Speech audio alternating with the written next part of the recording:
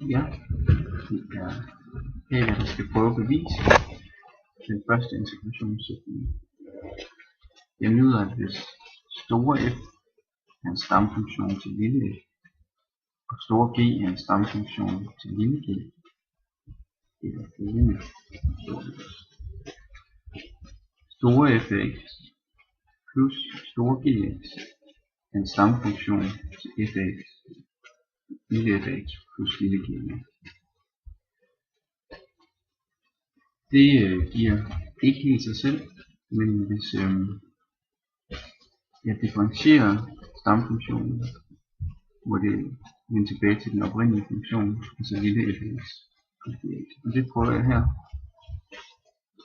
Fx, stor fx plus stor gx differentieret giver f mærke, store f mærke af x plus store g mærke af x. Det giver jo givetvis lille fx plus lille gx. Og dermed har jeg bevist, at stamfunktionen store fx plus store gx er reelt en stamfunktion til lille fx plus lille gx.